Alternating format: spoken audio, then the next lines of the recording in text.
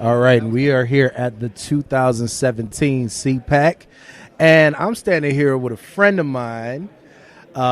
He is all over the place. You might have seen him pranking his sister on Ellen a few months back, and he was one of the speakers here at CPAC, my buddy Cabot Phillips, man. How you doing? I'm doing well, man. Happy to be here. Thanks for bringing up the prank video before any of the political stuff. I appreciate that. That's less polarizing. Exactly. You know how we do, man. So I had to, first of all, before we even get into the political stuff, let's talk about that. What was that experience like, man? It's crazy. So, had just finished up the Rubio campaign, had some time off. My sister got her wisdom teeth out. I'm like, hey, man, we got to prank her. I got plenty of time on my hands. Convince her the zombie apocalypse. Didn't expect it to blow up. Next 12 hours later, we're flying to LA to be on the Ellen show, and it really was a once in a lifetime experience, like one of the coolest days of my life, and opened up a lot of fun opportunities and a lot of doors for sure. Has she gotten you back yet? Not yet. I had surgery 2 weeks ago, and I was under, and I woke up, and the doctor told me the whole time I was asking him, is my sister here? Because I was paranoid. I'm serious. The doctor said I kept asking if my sister was around, so I clearly am subconsciously terrified of her. Yeah. Absolutely. You better watch your back. Yeah. Now, let's talk about why you're here. So talk a little bit about what you spoke about at CPAC. I was speaking about young people getting involved in politics, specifically as far as social media goes. I think a lot of people, when they're trying to decide whether or not they want to get plugged in, they think, oh, I got to go knock on doors, I got to make a bunch of phone calls, and they think of it as this boring thing. But that's not what politics is anymore. You can get involved just on social media, on Twitter, on Facebook, and make a big impact in a short amount of time. And so I was trying to, show young people how easy it is to use social media to spread your message, and also just encouraging people on their college campuses to stand up for the cause. I think a lot of times college campuses are mainly liberal. Their professors, administrations are more liberal than conservative. So just encouraging students to stand firm, and that there are more conservatives around them on campus than they think. If they'll actually stand up and use their voice, other people will come alongside them. So that's the main thing I was talking on, the main message. Okay, so talk a little bit about the organization that you're with, that you're representing here today. So I'm a contributor for campusreform.org, and our website covers liberal bias and abuse on campuses, specifically from professors in the classroom who are using their position to kind of try and indoctrinate students with their ideas, or just using their classroom to disparage conservative ideas. We see this all the time, where professors will embarrass conservative students, or they'll call out more Republican politicians, call them names, whatever it is. And it's wrong that professors use their platform to do that. They should not be so biased in class. So we try to shine a light on what happens. And also we just try to push back against the craziness of college campuses in general. We've seen all these riots happening all year. People just trying to shut down free speech. And so our organization tries to fight back and support free speech by shining a light on all of the liberal craziness that's going on, because there's plenty of it to cover. So we try to just support free speech. Right, all right.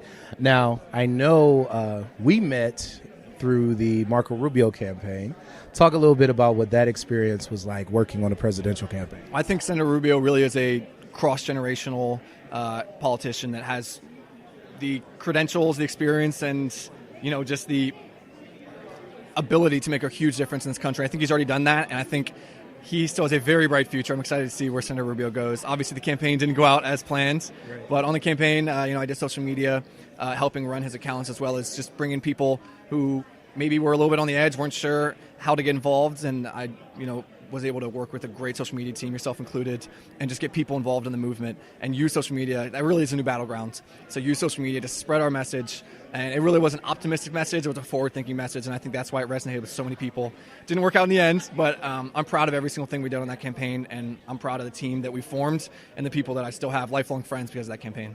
All right. Now, before I let you go, I have two more questions for you, neither of which have anything to do with politics. Good. Now, before this interview, during the break, I heard you talking smack about the Cavs and the Wizards. So let me ask you, as a Wizards fan, how far do you think this team is going to go this year? I mean, the Wizards just picked up Bogdanovich from the Nets as a good sixth man. He's averaging 14 a game, so I'm excited about that.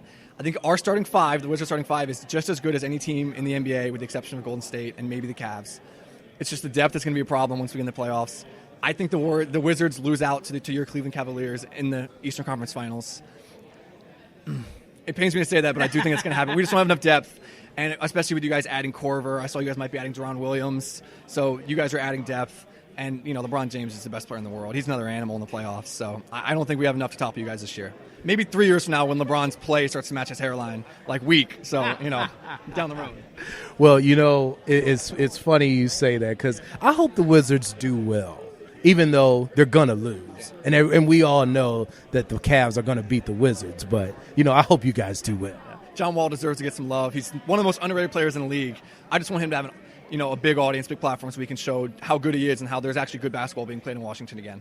Okay. And the last question is, and our audience will definitely appreciate this, I have to give you your props because I don't know of another Caucasian Republican that has as much knowledge of hip-hop as you do. So let's talk about what are you listening to right now? What are some of the hot albums and stuff that you're following? There's so much good rap out there that people miss because they're stuck up on Drake and Future and Eminem and all the big names, and they're putting out good stuff.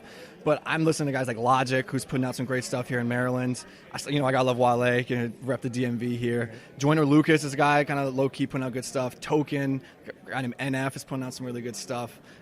But I think my favorite album this year is probably Logic. He put out a really good album, and Big Sean's album this year was really good. I loved it, and I'm not feeling the Migos train or Lil Yachty. I'm not feeling that whole movement, but I respect it. I think it's it's fun music. But as far as rap goes, traditional MCs, I gotta respect guys that can get out. King Los, guys that just get out and freestyle when it's need be, or actually just give us actual bars and not just get concerned with the right. What we call mumble rap. I mean, you said you respect it.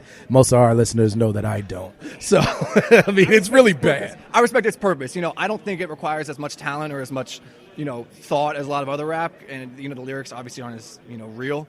But I understand its purpose. It's just turn up music. It's not actually about the lyrics or anything. So right. I understand its purpose. I just don't respect it as much, like you said.